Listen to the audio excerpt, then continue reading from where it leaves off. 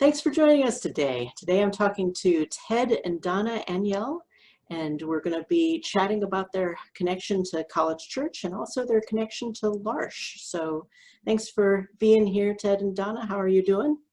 Doing well. Thank you. Thanks for having us. Absolutely. So how did you first get connected to College Church?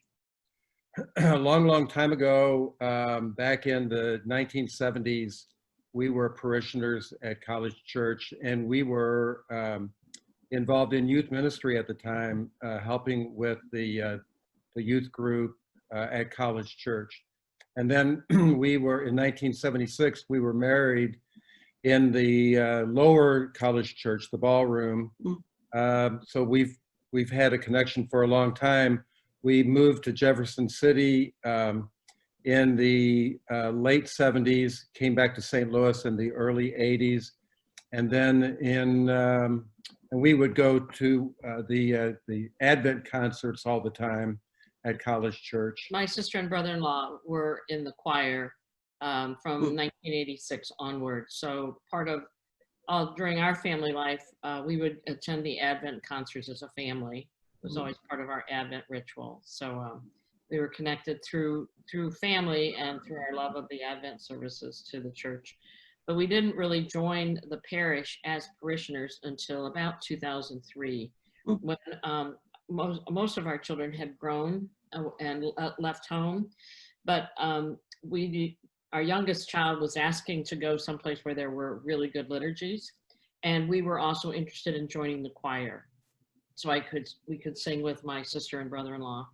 And so we joined the parish actually in 2003 as parishioners and joined the choir at that time as well.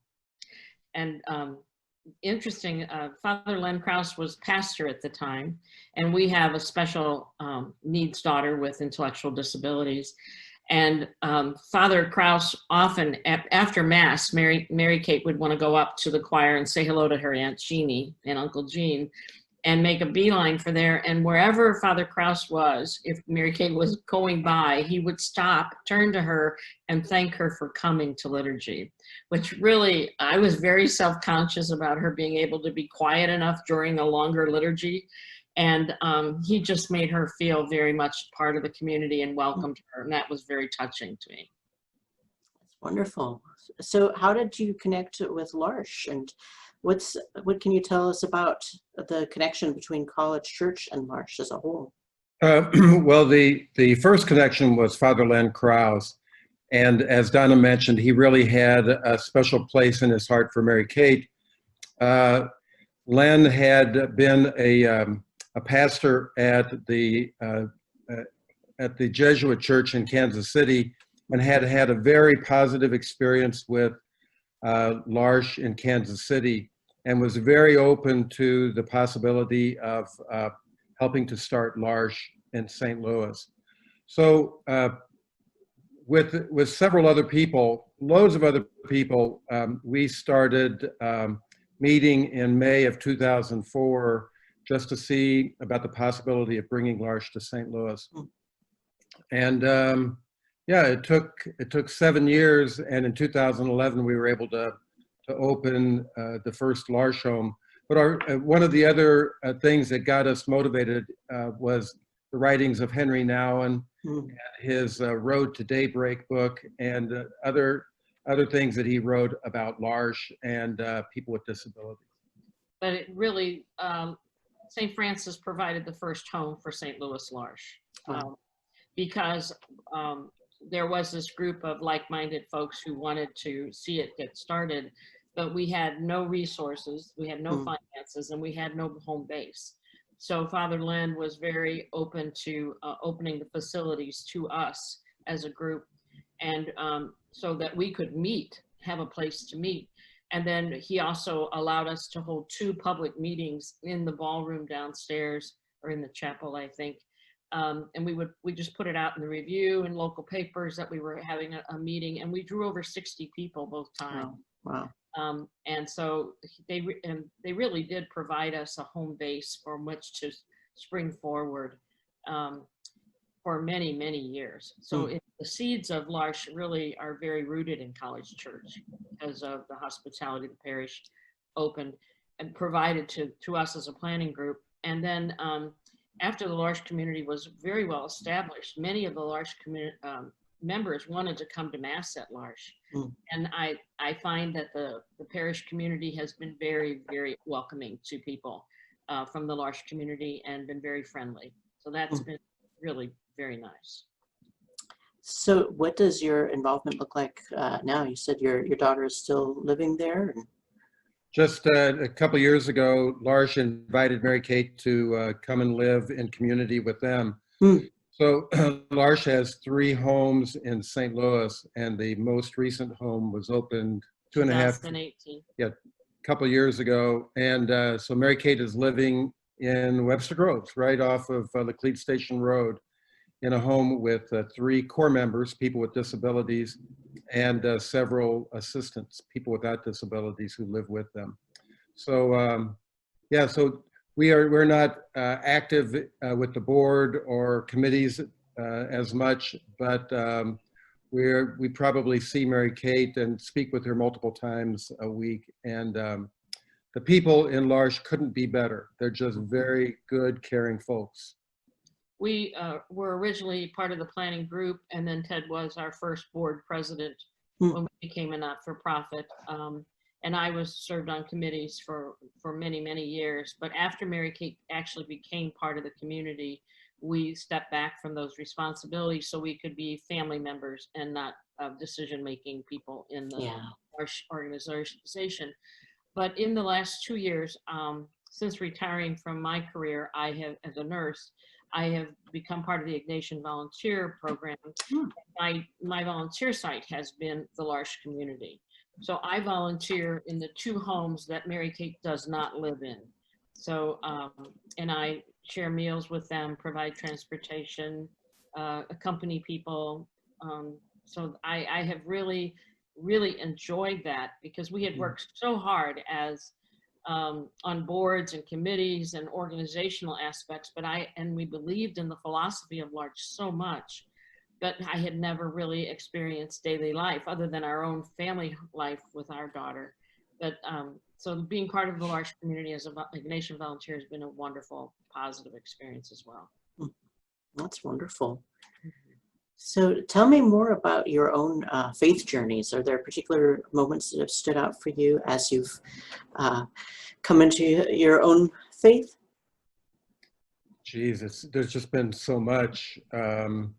Unlike friends and relatives, we really didn't walk away from the church in our teen and young adult years. We've been very involved in church and in practicing our faith forever. So in terms of events, certainly the falling in love with each other, our wedding, our marriage, our kids, all of that has been just the best. I've forgotten all the bad stuff that that happened, and everything. I tell my children they were all great, you know. And I know that, yeah. I think we've been particularly blessed that we've had a really vibrant faith and a shared faith life all our marriage and all our dating time and marriage since. And I've always said that God draws you to good communities and good people wherever you live. It just seems like So true. Provides wonderful, wonderful people in your path, and that's been our experience.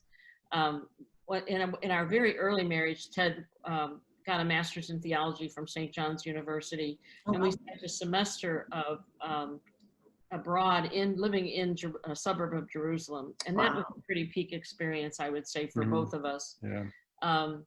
But really, other than that, I would say just being part of really vibrant small faith communities in every community we've lived in and every parish we've been part of, that we've always sought out and been part of a really vibrant small faith community. And that's been really a lifeline for us in so many ways. And most recently, we're a part of a small faith community with College Church based on zip codes. So we call ourselves the zip code small faith group. Yeah. So all good folks. It's very enriching to be a part of that group. Great. I know prayer is always a major focus for all Absolutely. Yeah. do you have particular holy men and women that inspire you? Well, we've thought about that. Yeah, probably most for me would be my father and my parents. Donna's parents were just very, very good folks. And we are inspired by our children and watching them provide care for their kids. It's, yeah. It's And good. we've always kind of been drawn toward people involved in social justice ministry. Cesar Chavez work in the 70s and 80s was very inspiring to us. We followed a lot of the liberation theologians, particularly Oscar Romero, someone we've always looked up to and admired. And we wrestle with our admiration and disappointment with Jean Vanier, the founder of Lars. He said a lot of good things that remain inspiring, despite the fact that he caused people a lot of pain. So, yeah, mixed blessings sometimes. Yeah. I will be talking to the folks at Lars St. Louis and planning to be talking with them about how they're processing that experience of learning about Jean Vanier's darker side. So that'll be it feels like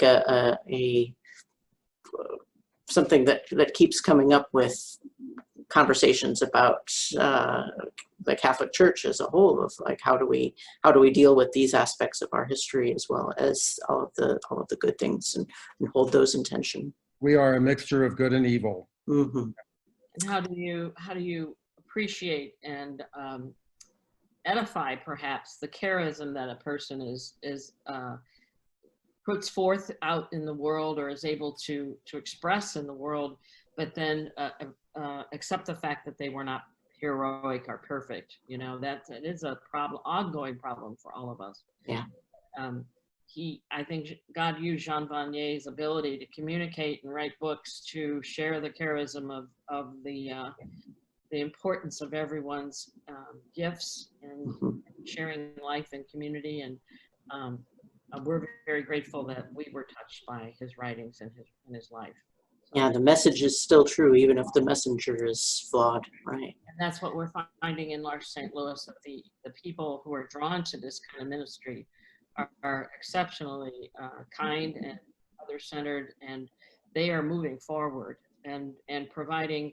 They went right from learning the news and being grief-stricken about the revelations in February into the pandemic, and having to provide engagement and positive life for people confined to home. And they've just been exemplary in everything they have done to provide security and safety and well-being and positive mental health for all the core members every day. I just cannot say enough for how dedicated they are as Lars St. Louis. That's wonderful. There surely are things that your fellow parishioners do not know as much about for you. Are there any fun facts that you'd like to share? You first. Gosh, we've had, I guess you'd have to go back to my high school years to think of something that no one really knows about me. I was on the debate team in high school. Oh. And she wins all the arguments. Yeah. And I think we used to go across country to visit my parents in Arizona, who lived in Arizona in their retirement years. And we had some quite adventurous camping trips and flooding and tent disasters that probably most of the parishioners do not know about us. Family saga stories that came out of those cross-country trips. And for myself, I used to be a milkman. I worked for Central Dairy in Central Missouri, out of Jefferson City, which is my hometown. And when I was delivering milk in Columbia, Missouri, I got a young lady to sign up to be a customer of mine, and she stuck with me all these years. So he used to drive me to class in his milk truck. It was great. It's wonderful. That's a great meet cute story. That's one of the best. Well, Ted, Donna, thank you so much for your time today. I really appreciate it. it's good to be with you, Angela. Thank you, Angela.